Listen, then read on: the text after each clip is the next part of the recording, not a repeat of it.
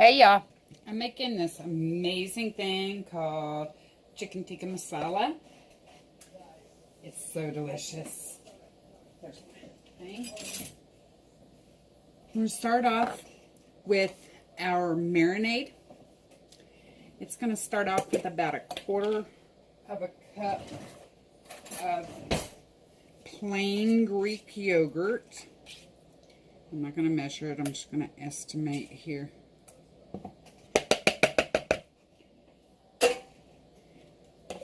To that, I'm going to squeeze in, what do I do with my knife? There it is.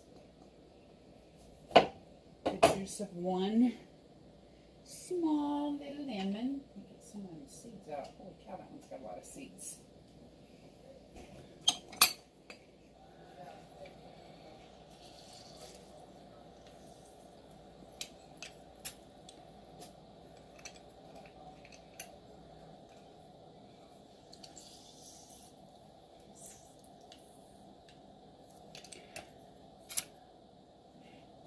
I am going to throw in about 1 tablespoon of garam masala. Whoops. Apparently I'm going to throw it in cup and all today. I knew it was going to be a messy day. If you don't have garam masala, can't get it, check for the video. I did make a video on how to make your own garam masala. It is literally just a spice mix with some Indian flavors. I'm going to use about 1 tablespoon of peanut oil. You can use sesame oil. I like that too. Today I felt like peanut oil because I didn't feel like digging too far in the cabinet. And about 4 cloves of garlic minced. Let me give that a quick mix there.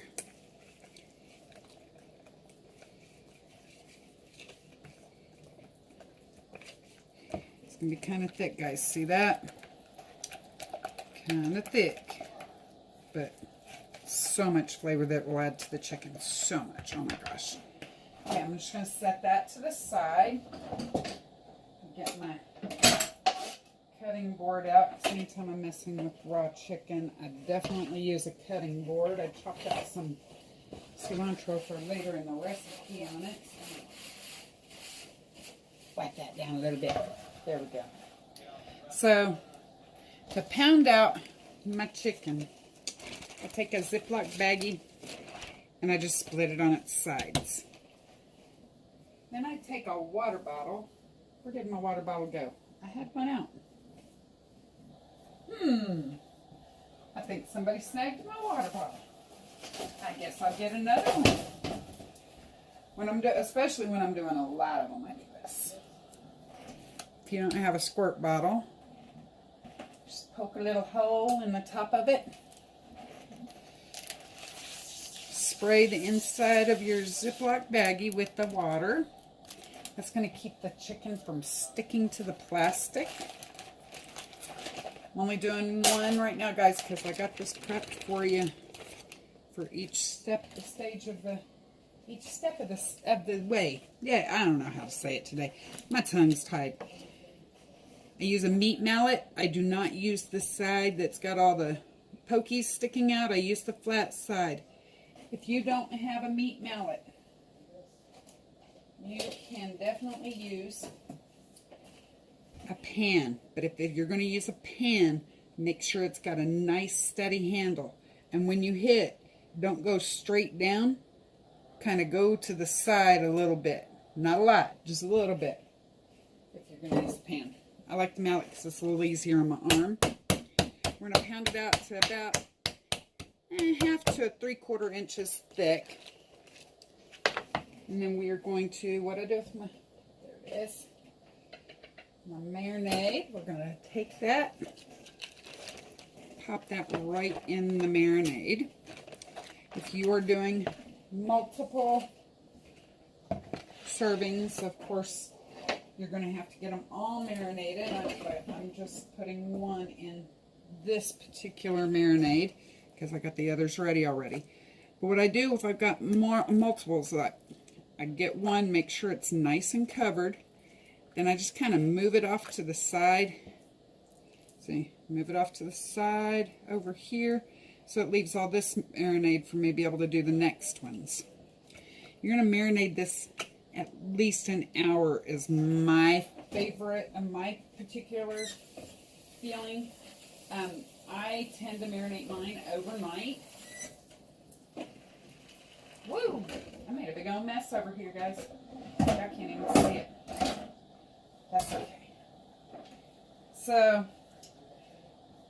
this is normally done in a what's called a tandoori oven. I'm going to move that chicken off over there. I don't have one of those.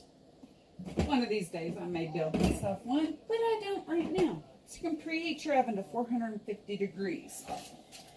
Well, like a lot of meat that is cooked in a tandoori oven, they do tend to put them on sticks because it makes it easier for them to get them in and out.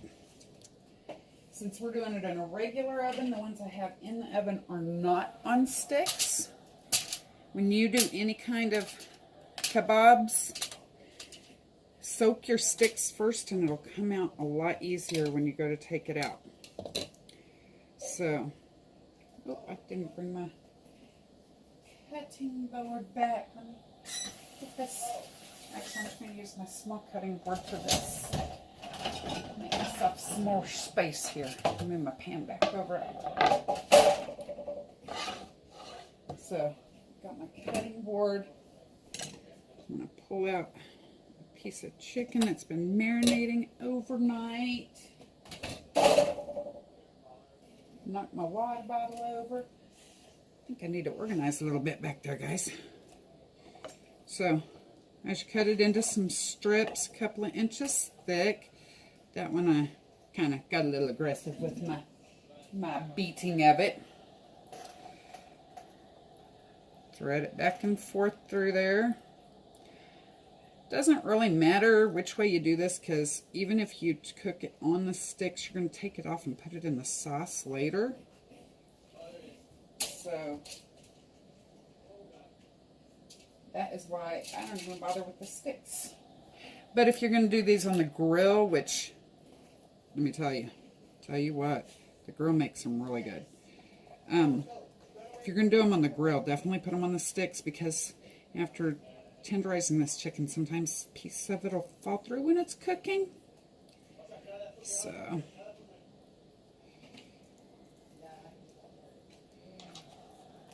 it ain't got to be pretty. Like I said, it's going to be coming off of there anyway. The rest of them I would just stick. I'm just going to stick straight on here. I ain't even going to put them in sticks. And a little chunky there that tore off. I'm telling you, last night I was being a little aggressive with my meat mallet.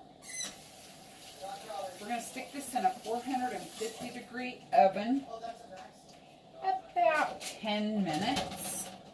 Let me get my other one turned over. I got one started already so that it'll be done about the time the sauce is done. I'm going to pause you off for just a second while I move you over to the other side so you can see for the sauce.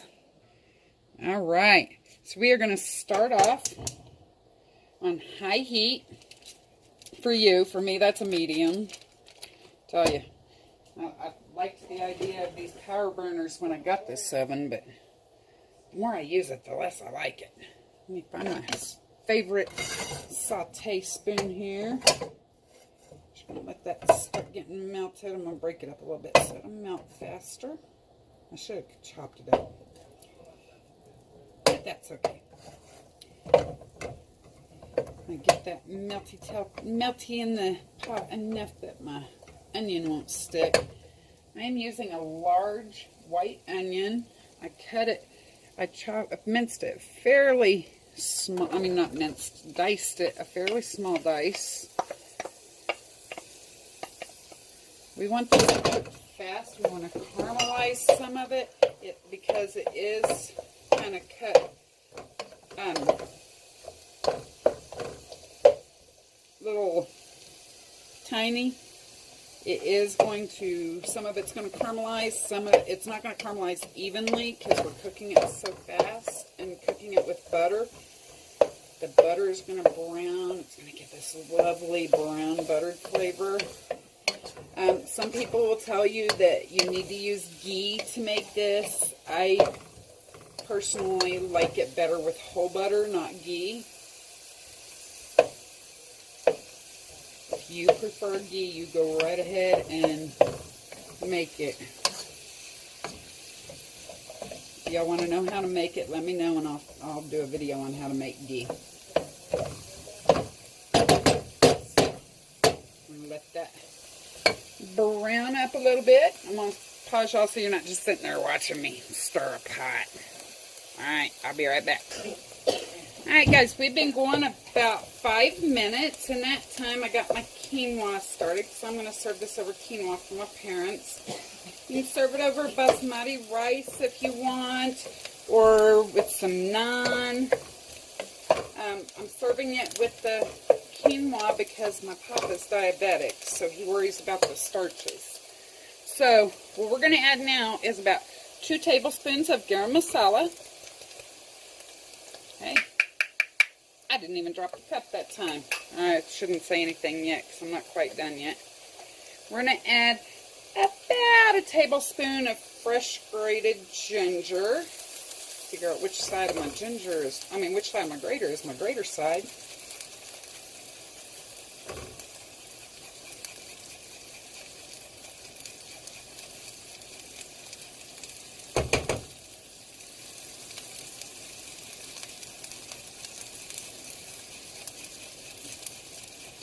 You can use the powdered.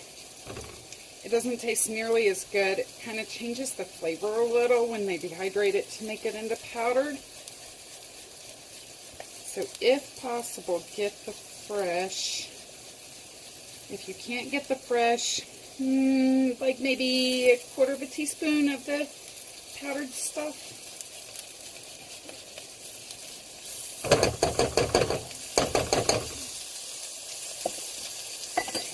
Alright, we're going to add about 1½ teaspoons of smoked paprika. I got too much ginger up here on this side of this pan.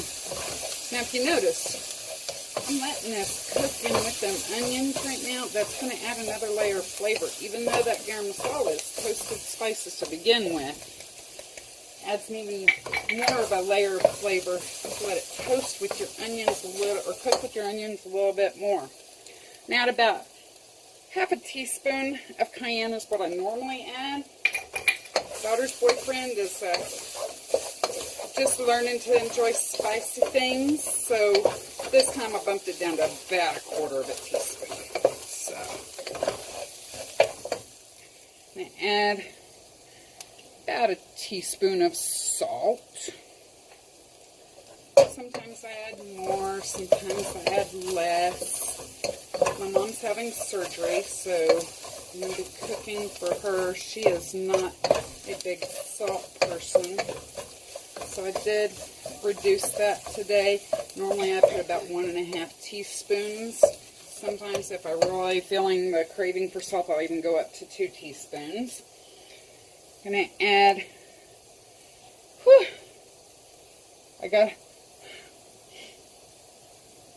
sorry, I grabbed the pepper and some of it kind of went up in my nose. I'm trying not to sneeze. Okay, we're going to do about 1/2 teaspoon of black pepper, ground black pepper. Let's give that just a quick turn. I am going to add 1½ cups of pureed tomatoes. If you are lazy like I am sometimes, I get the crushed tomato, canned tomato. If not, just get some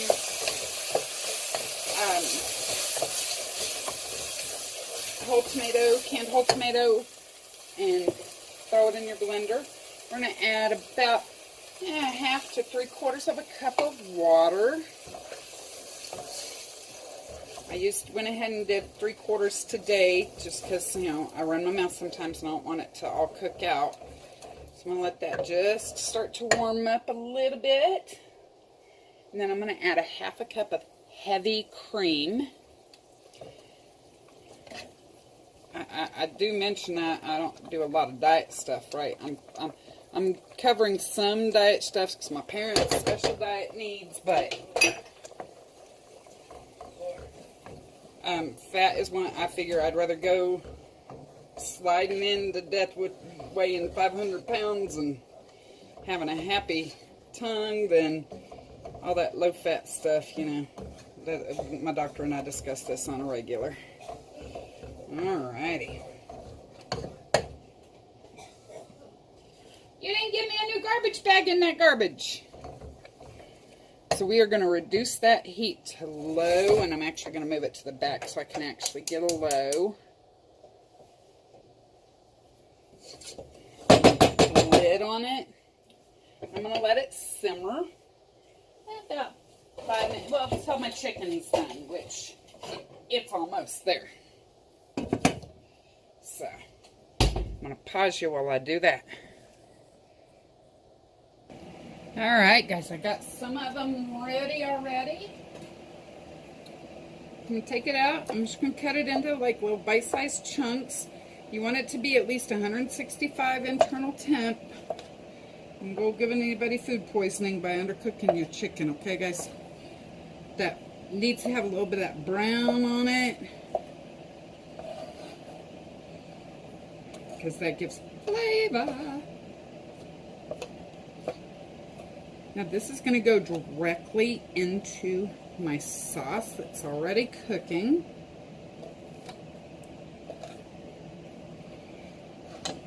So let me pause you and take you over there. Right, so we're back over at the stove.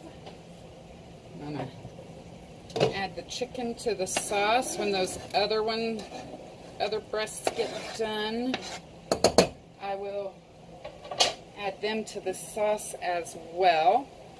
But when I stir in my chicken, I also want to add roughly, I don't know, like that much cilantro. I'm going to save just a little bit back for garnish, but I don't know, that's like maybe half a cup.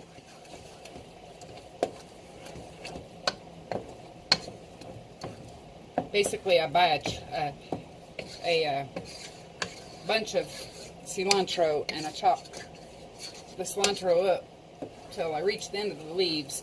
I throw the stems into my chickens. That's how much I put in there. Gonna pause you again. I'm gonna give this a few minutes to get all flavor mixed and let my quinoa finish cooking. All right. Apparently, I hit stop instead of pause. So we are ready to serve up. So I am going to, first off, try to find me a not slotted spoon. Put me some quinoa down. Now, normally I would make this with like some chicken stock or something like that to give it more flavor. But because the sauce itself is so full of flavor, I don't even bother with that. If I use rice, I use plain white rice. Alright, we're going to put some sauce and chicken up on this. Nice little stir. Ooh, I just made a mess on it.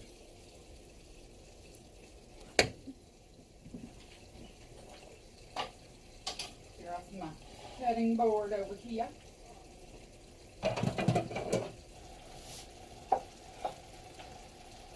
Move y'all over to the other side. See, that is a messy plate. I can't even ask someone to come do a taste test with it like that. I need a taste tester.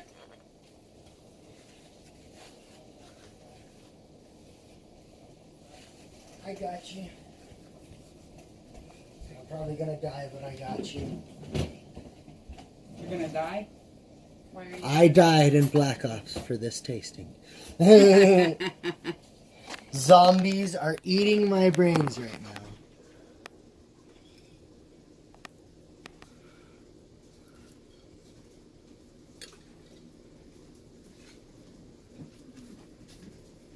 It was very good. Very, very good. I didn't give you no garnish. Garnish it a little bit, guys. It makes it a prettier plate. It's like there's no time for garnish. Very good. You'll survive, I promise. Black Ops won't kill you too bad. Not in real life, anyway. There you go, guys. The you made last night might. Yeah, that one's probably going to cause you to gain about 500 pounds. Yeah, have a good day.